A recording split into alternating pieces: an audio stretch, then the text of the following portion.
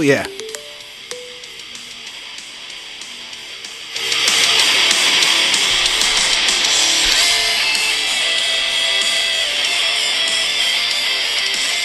That's what I'm talking about right there. One of my favorite bands of all time.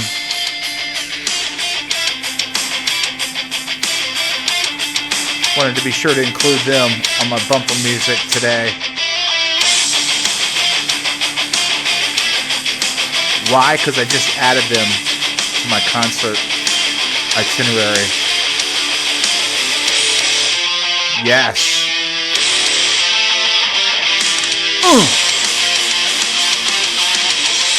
For my 2025 concert year, I will be catching them this summer.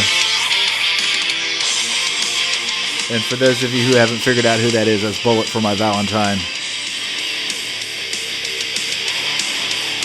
One of my all-time favorite bands, especially live. Check them out. Welcome to Metalhead Michael, by the way. 3/16/25 Sunday. I figured with the storms moving through, as crappy as it is outside, it's a perfect day. Perfect day for a Metalhead Michael episode. Yes! All right, folks, let's get right to it. There's a lot to get to. Oh, my gosh, I haven't been on in a while, I know. And I apologize for that. I've been super busy. I've had midterms. Let me turn my bumper music off here. I've had midterms for my schooling. Both of my jobs went off the hook as far as it's coming up on the end of the first quarter, and it's super busy for, like I said, both of my jobs. And I've just been super busy. What can I tell you? So I haven't been on in a while. Anywho, it's a great day to get back to it. Welcome to Metalhead Michael. So the answer to the previous trivia question, which I put out there in the last episode, was Pantera. It involved Pantera. Pantera was a cover band for what band before they developed into their own entity? And the answer was Kiss, if you can believe that. This is shame on you if you didn't know that, because that's been long standing for a while. That's Vinny and Dimebag put that out there a long time ago. So yeah, if you didn't know that, shame on you. You're not a metalhead if you didn't know that. Come on now. But can you just imagine Pantera as a Kiss tribute band? Wow. Okay. Think about how like Strutter would sound. They're like rock and roll all night, party every day. Anywho, that's just a little twist I threw in there to my Metalhead Michael episodes, and I'll have a new one at the end of this episode. So, have you seen moving right along, have you seen the Pentagram TikTok and Instagram and whatnot videos of the lead singer who went viral, right, with his death stare? Oh my God, this guy. It's like when I first saw it, I thought to myself, well, this is going to be one of those episodes where, something happens live and like he's going to die or something, he's going to faint or he's going to fall or he's having some kind of cognitive episode. Quite frankly, I don't know what's going on with this guy, but he was like, if you haven't seen the video, you could look it up. It's easy to see. This guy has got this death stare while the band plays, the bridge or the chorus or whatnot, and it quickly went viral. And the good thing about it is that a lot of people got turned on to who Pentagram is. Now, this guy has some history. Okay, this goes back to the 70s. This guy, the lead singer, and Pentagram in and of itself. There was a documentary. I'm going to have a sip of beer. And yes, I am drinking beer on a Sunday afternoon. There's a documentary about Pentagram. I don't know if it was on Netflix or Prime or whatnot, but goes into the history of this guy who started this like garage kind of doom band called Pentagram back in the 70s. Had an opportunity to make it big. I think Kiss, actually, speaking of Kiss, I think Kiss had an opportunity to come by and check them out. I think Gene Simmons did, and Paul Stanley, and they decided not quite what we're looking for at the time, but he was like right on the cusp of breaking it big.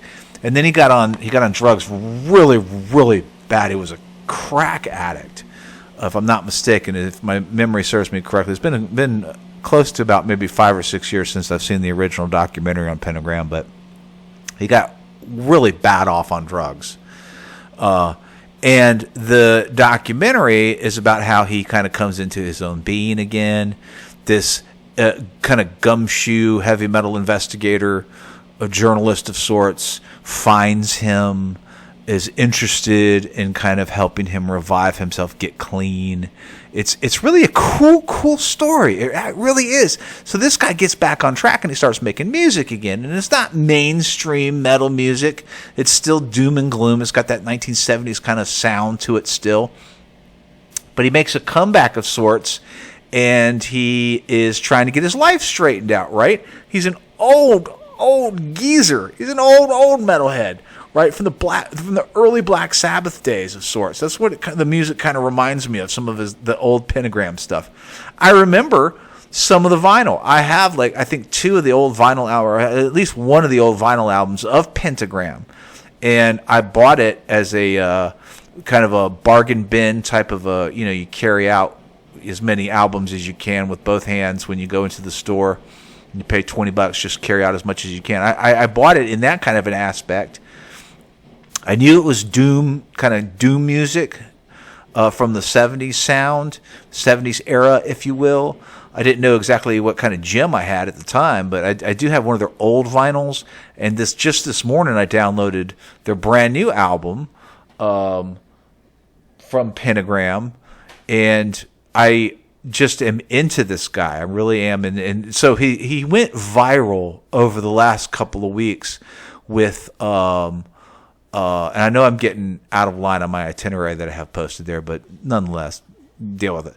Anyways, this guy, when he went viral, he was in concert dressed in black, he was dressed kind of like in a Ronnie Dio outfit of sorts, and he's just glaring, like he gives this death stare. His eyes are all bugged out and stuff. So everybody was like, who the hell is this guy?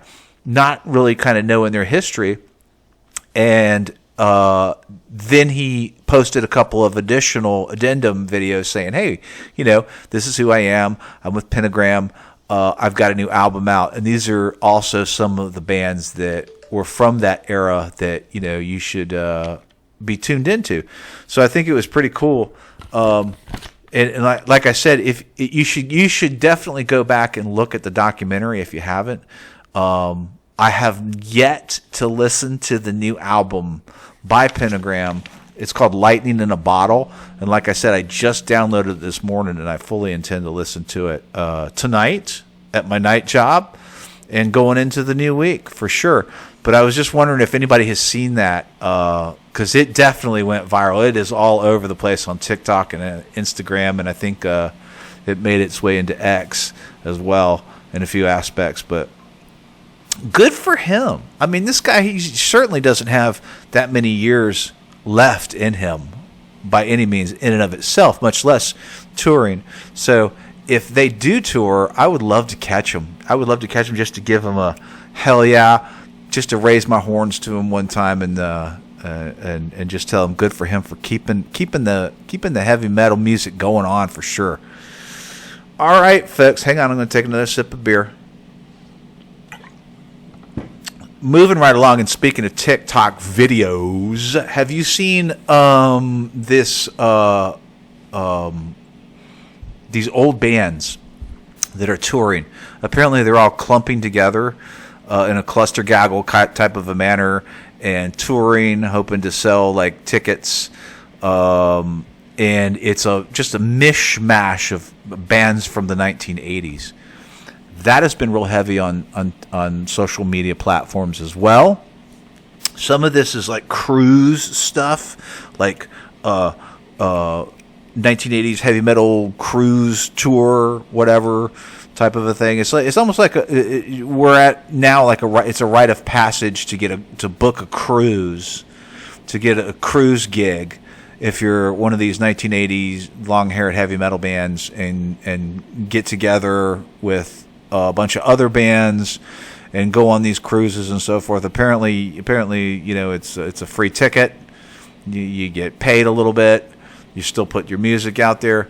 But I'm going to tell you, folks, some of these bands, and this is what I wanted to know if you guys think this is a good idea, because some of these bands, oh my God, some of these bands from the 1980s who are getting together and touring like this, and you can look this up on the social media platforms. As far as I'm concerned, they should absolutely not be doing this. Okay, they should just let their music speak for themselves. Go out in a moment of glory and not really try and revive this kind of thing. I am all about, and I know I just got through, you know, talking about Pentagram, but even Pentagram doesn't have that. Like I said, the lead singer doesn't have that many years left in him. And if you're going to do a show like that, you need to at least really, you know, have some rehearsal and some practice. You need to sound kind of, you know, decent. And some of these videos that are getting put on social media platforms, these guys sound horrible. Sound absolutely horrible. I have seen videos from Dokken doing like Dream Warriors, and Don Dokken is somebody I think who should not be singing anymore, quite frankly. And it's not even the same. You know, George Lynch has long since not had anything to do with Don Dokken. You know, I think it was the mid to late '90s when they got back together and did one last final kind of album together, and after that it was just a legal battle of sorts. You know the routine. It's a typical routine of sorts with these guys about who's going to use the Dokken name and so forth. And Don Dokken is apparently touring with all these young guys, and he does not sound good. Absolutely does not sound good. The one video I watched was Dream Warriors, and I don't think he should be singing. I saw some video on Quiet Riot. Same concept. I think that band should just, you know, that is not that's not the same Quiet Riot to begin with, and I don't think that, you know, I'm not against like replacing band members, but when you just have like one original band member touring with everybody else who's new, and you don't sound that good to begin with, then you shouldn't be doing it. I'm sorry, it's not worth the money put into the tour, and you cannot be turning a profit. You know, but that was I saw Quiet Riot, I saw Dokken, I saw Rat. Steve Percy is one of those people like Don Dokken who should just not be singing at all. Should not be touring trying to sing, and should not be dressing in those, you know, Michael Jackson parachute pants like he did back in the 1980s. Why are you doing that? Come out, if you're going to do that, like come out in at least like blue jeans and a t-shirt, look cool. You know, trying to revive your band and your vocal ability and not being able to do it is one thing, but trying to revive like the outfit that you wore back in the 80s when you were, you know, like Invasion of Your Privacy, no. Sorry, but that's a no-go for me. And in a lot of these videos, the crowd is just sitting down. They're not even like standing. They're not even like, you know, that's part of the whole thing is you give the band a worthy shout out by at least standing up and rocking out. And in a lot of these videos, the crowd's just sitting down. They're like getting up for a pee break, going to get another beer, going to get a burger. You know, they're not even really given any kind of it's just the whole thing seemed like it was just a space filler, but it was you know what made up the tour in and of itself. So I don't know. I'm just I'm not a big fan of it. I don't know if I'd even really invest in a ticket to something like that. I don't know. I might. It depends. I mean, it just depends on the bands. I can tell you one band that's pulling it off. Let me make an exception, because since I've been so critical up to this point, one band that is pulling it off in this regard of 1980s kind of bands that are touring and trying to revive their sound is Stryper. And Stryper, let me tell you something about Stryper. Stryper is one of my favorite bands of all time anyways. That is a hard rocking band. They are solid. They are stringent in everything that they do. They were back in the 80s, throughout the 90s, right? And here's my thing with Stryper. They never stopped making music. They never stopped putting out new music and new albums. It just went under the radar because they don't have the funding like, the Disturbed or the Metallica or the Godsmacks do nowadays. But they never stopped making music, and they sound really freaking awesome. I love Michael Sweet and his vocals. I love everything about that band is heavy. It's really, really hardcore. And I just love the way they sound. And they are one of the bands that are pulling it off. They have a lot of social media videos out right now. And like I said, check some of that stuff out, folks. You will see that that's a concert that's worthy of going to. I would definitely get a ticket for that. If they were on the bill, I'll go this far. If they were on the bill with the rest of these bands like Dokken and Quiet Riot and Rat, who, as far as I'm concerned, aren't making it, I would put some money down and go see it. I sure would. So that's my take on that. Also, one of my notable honorable mention in those bands was Winger. Winger sound the vocals on Kip Winger sounded pretty cool, but again, it's just not the same band. I did write that down. Oh, and I also made a note of, there's a video out there, you guys should check this out, of Winona Judd of the Judds, the country singer. Yes, the Winona Judd singing To Hell with the Devil with Stryper. Go figure that combination out. But if you get a chance to check it out, you want to see two people hitting some serious, sick, fire vocals. It's a really good video. It really caught my attention. It was one of those, I was scrolling, kind of going down the rabbit hole on TikTok, going down the rabbit hole on Instagram, scrolling. And of course I came to it and I stopped and I was like, wow, that's pretty freaking cool. Sounded really good. All right, folks, let's see what else we got. I added a new kick-ass show to my itinerary, which I mentioned at the opening with my bumper music. Trivium and Bullet for My Valentine. Really the only reason, quite frankly, I'm going to see this band is Bullet for My Valentine. One of my all-time favorite bands. Everything that this band does, I just love. And they don't get a lot of mainstream. Hang on, I'm going to take a sip of beer. Once again. Good stuff. It is like pouring down rain right now. There's like a major storm coming through. I think like a tornado might be coming through, actually. But anyways, we're on Metalhead Michael, so it doesn't matter. So if my power gets cut, then you'll know why. But anyways, Bullet for My Valentine is coming to the Red Hat Amphitheater, and I'm going to make some commentary about the Red Hat Amphitheater again, definitely. But they're coming with Trivium. Trivium is headlining, and quite frankly, like I said, I might actually consider leaving after Bullet for My Valentine. I say that now. I'll probably end up staying. But Trivium is just icing on the cake as far as I'm concerned after Bullet for My Valentine. They got sick merch. The music is awesome. Just incredible. Every album that they put out. I have been a huge, dedicated Bullet for My Valentine fan since Venom. And I know that's almost like recent. I know they did a lot of stuff before that, but that's when I got hooked. That's when I became a Bullet for My Valentine addict, if you will, for sure. And Trivium, like I said, is just icing on the cake. Trivium is good in and of themselves, but I've seen Trivium too many times to count, really, quite frankly. And it depends on how the night goes and how exhausted I am from throwing down after Bullet for My Valentine.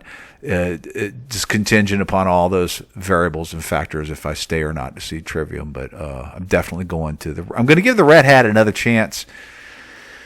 I got some big, huge issues with the Red Hat Amphitheater. If you're in my region in Raleigh, then you know exactly what I'm talking about. issues with crowd control, issues with parking, issues with location. Quite frankly, I'm a big supporter of them tearing it down and building a new Red Hat amphitheater, because this one sucks, and it has for a good long while.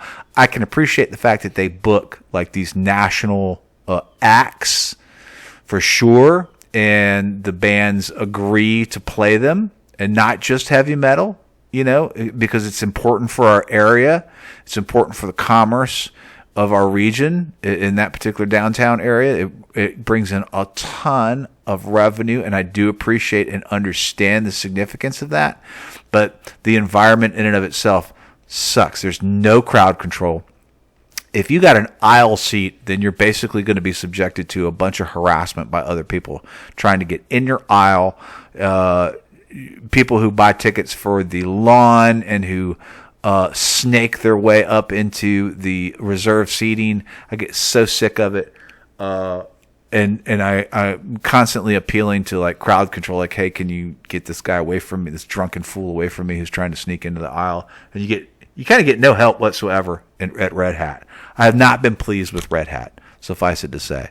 Right, but I'm going to give them another try, and really the only reason is for Bullet for my Valentine. I can't wait. And I bought a seat to avoid all of that hunk of mess. I bought a seat in the middle of the aisle, which I rarely do, but to avoid all the trouble that I've had in the past, because I usually get an aisle seat. It's just more convenient for me.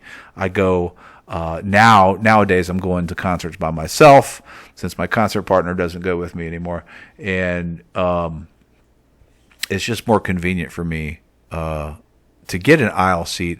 But with Red Hat in particular, I decided if I go next time, I'm getting one in the middle of the aisle, just to avoid all that. I can hunker down and enjoy a good show, like Bullet for my Valentine. I was going to buy pit passes, but all I could afford was a seat almost like right behind the pit, which is just as good, and it's in the middle of the aisle. So check it out. Come join me, man. Come join me in Bullet for my Valentine. You got to, even if it's at the Red Hat. And then Trivium, it's going to be a throwdown night. I think it's one of the few heavy metal hard rock shows that are coming to the Red Hat this year. And I think that shortly after that, this is like a summer date, and I think shortly after that, they are in fact going to tear it down, build the new one. That's on the agenda. I think they're just in the final, or the last final kind of phase of that as far as funding goes. I think they definitely, the powers that be in Raleigh, management and city council and so forth, think they definitely are going to want to see that happen, and are working towards making that happen. And I've seen some blueprints of the new venue for Red Hat, and it's looking a whole lot better than the one that's down there now. I think the one that's down there now was built in an impromptu kind of a manner. They kind of threw it together because they were having street corner concerts, and then it became a weekend thing, and everything was getting overcrowded. They had to shut off streets, if I'm not mistaken, my history serves me correctly. So they built the amphitheater, kind of threw it up to control all of that. And I don't think at first they were booking national acts. I think that came later. But it's outgrown its place and its time, and I look forward to the new venue for sure, and hopefully continuing to go to Red Hat. I had written it off, but then I saw that BFMV was playing with Trivium, so I was like, well, I should probably make an exception for sure. So I'm looking forward to that, and I hope you guys will come out and join me for that show. Two other noteworthy shows that I did want to mention, because these are absolutely my favorite bands. But I hope that you people out there will get a chance to go see them. I am not going to get a chance to go see the shows that I'm going to mention now, simply because of finances and travel money and just my personal itinerary. But I'm talking about Killswitch Engage playing in Greensboro. They are just coming out with a new album. Have not had a chance to download it yet, or I think the last time I tried to download it wouldn't add to my particular platform that I have just right now. I'm sure it'll go through later, but I think it was just a little too early to try and download it. But they are playing in Greensboro, And I encourage all metalheads to rush out to that show, especially if you're in that region. I just can't make it. And then check this out. Check this out. Arch Enemy is coming to Charlotte. Arch Enemy is making a Carolina appearance, which is, number one, very rare, because they have built their history and their platform of just incredible metal music on a foreign aspect. Yes, they've toured the United States before, but they are like gods in Europe. Okay, so for them to make a Carolina appearance in the United States, it's to tour in the United States, and to make a Carolina appearance in my region is really incredible. And I tried my best to factor Arch Enemy. They're playing in Charlotte, right? I forget which venue right off the top of my metalhead brain, but that is a show I spent about 30 minutes trying to factor that into my budget and my schedule. I'm just not going to be able to make it, unfortunately. But I do encourage anybody and everybody who is a metalhead and who raises your horns in pride to go see, especially if you're in the Charlotte area and you're not going to go see Arch Enemy and you're a metalhead, don't call yourself a metalhead. Come on now. Come on, you gotta try, you gotta make it to Arch Enemy. That band is incredible. Incredible vocals, incredible the dual guitar, the dual off. Come on now. You gotta try and make that if you get a chance to, for sure. Those are some noteworthy concerts that are happening in the region. And like I said, my itinerary so far, let's pull it up. Let's pull it up and check it out right now. Let me pull up my tickets. Hang on 1 second here. Let's see if I can get my tickets up on my phone. I've got May 18th, of course, that's Trivium and Bullet for my Valentine. September 11th is Pantera. I have August, I'm going to Shinedown. You can criticize me for that if you want to. I don't care. I'm going to go see Shinedown. I'm going to sing along with Shinedown. I'm going to see Disturbed again. And that's in April. That's going to be kick freaking ass. I'm going to see Whitechapel on Tuesday. I'm going to talk about that in just a minute. That's the kickoff of the concert season, so I'm stoked about that. Going to see Machine Head, In Flames, and Lacuna Coil also in April. That's at the Ritz. Let's see. Oh, I just looked that one up. Let's scroll down here a little bit. In May, I'm going to see Linkin Park. I'm definitely not missing that show. Linkin Park's been out for a while, of course, since Chester Bennington passed away. This is their new album From Zero with the new singer Emily, and I'm definitely not going to miss that. You can criticize me for that too if you want to. I don't care. Ice Nine Kills. I'm going to go see that at the Ritz. I love Ice Nine Kills. That is just an incredible concept band that never gets old. They put out some really good music. And in July, I am going to see Ghost at the Skeletor. I'm going to get Satanized with Ghost in late July. So, concert season starts Tuesday for me in my region. Starts Tuesday with Whitechapel. I almost had a cognitive moment there, like the lead singer for Pentagram. And I am, by the way, those are all my shows in my region. I hope you guys are experiencing the same music, the same shows, the same fun. Hit me up on my Gmail. It's metalheadmichael2 at gmail.com, and I'm also on Blue Sky under Metalhead Michael.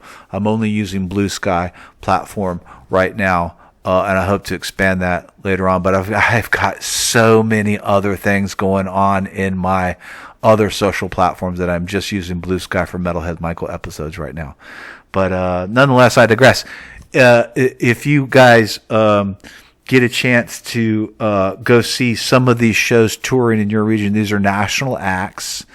Hit me up, let me know. And also, if you're seeing spin-off, kind of one-offs, like Arch Enemy, for instance, or like for the Kill Switch Engage tour in Greensboro, which isn't necessarily a one-off, but it's a show that I can't reach out to and go to. Let me know what those shows are like. Hit me up if you're going to some of those shows that I'm not able to go to. I definitely want to hear the experiences, what it was like, if it was worthy, and so forth, for sure. Now, like I said, concert season for me kicks off Tuesday evening at the Ritz, which is a local concert venue that I really enjoy. I enjoy it for the ambiance, the parking. They get people in and out very quickly. It's a good venue. It's right down the road from where I live, quite frankly. They book national acts. They're kind of an entity. The Ritz is kind of an entity in and of itself. They don't kind of screw around with other venue type of rules and regulations and so forth. I like going to the Ritz. And the band I'm going to see is Whitechapel. They got about 2 or 3 different bands playing. This is deathcore metal, which some people might make a differentiation and not buy a ticket. Me, I just love the metal show. I'm happy to have concert season kick off. And I like Whitechapel. Whitechapel was one of the first pit experiences I ever had in my life. I don't even know how many years ago, but it was a great experience, and I have followed the band ever since. I have downloaded all of their music, their whole discography, and quite frankly, I like it. I really enjoy their stuff. It's really good hardcore, deathcore music. The lead singer, and this is one of the other factors of why I'm really going to enjoy this band. The lead singer came out recently and revealed on social media his struggle with depression and anxiety, and having anxiety disorder, suffering from depression pretty much all of his life. And that is something, folks, that I can definitely relate to, having been in the same boat, quite frankly. Unashamed, unapologetically admit that. And he came forward and he put out this very long, kind of elongated video where he was addressing his fans, he was addressing the public, and he was saying that he'd been on Zoloft for most of his life, and he is just now made the personal, very, very deep struggle decision to wean himself off of Zoloft. And he talked about how difficult of a process that is, having been on that particular antidepressant medication for his whole life. And I can certainly, like I said, relate to the struggle of depression and anxiety in and of itself with him. And I can't relate to being on Zoloft, but I've heard nightmare stories about Zoloft and coming off of Zoloft and just having a personal struggle in that regard. And even though he was going through these personal demons, in these personal struggles, he made the decision to tour anyways. He committed to the tour. And if not for his the kick-ass sound of Whitechapel, I would go see him just for that reason in and of itself. He deserves definitely for me to raise my horns up to him, for sure, in the respect of heavy metal music and just his struggle and so forth. And I respect him for that. And I'm going to see his show Tuesday night, and it's going to kick off the concert season, like I said, on all of those bands that I just mentioned. And I hope that you guys are going to catch his tour as well, and any other heavy metal bands that you see and got lined up. It's concert season, man. It is time. It's time to stop fucking around and get into the pit. Get me some crowd surfing in. I hope Tuesday night I'll get a crowd surf in, because that place is going to throw down. The Ritz is going to throw down with Whitechapel in concert. You wait and see, folks. They are not going to play around. All right, that's pretty much going to wrap things up. Let me get to my trivia question, my new trivia question. for this week or for this episode. I won't say this week because I might run into the same stressors and busy schedule that I ran into that kept me off for so long. But here's the new trivia question, nonetheless. Check this out. Who is the lead singer from the 1970s, 1980s who appears in a duet on Disturbed's new album? I bet you can't get this because this one kind of flew under the radar, right? But it's a good trivia question. You really have to be paying attention to Disturbed's new album, and I encourage you to go do that and figure this trivia question out. If you can hit me up on my Gmail account, metalheadmichael2@gmail.com. The first person to get it right, I'll give you a gift certificate to Subway sandwiches. And once again, hit me up on that Gmail account. I'm on Blue Sky. And I will see you guys next time on the next episode of Metalhead Michael for sure. And as always, folks, keep your horns raised. Keep them raised in the sky. Always keep metal music alive. Yes. I appreciate you all. Love you guys. I'll see you next time on Metalhead Michael.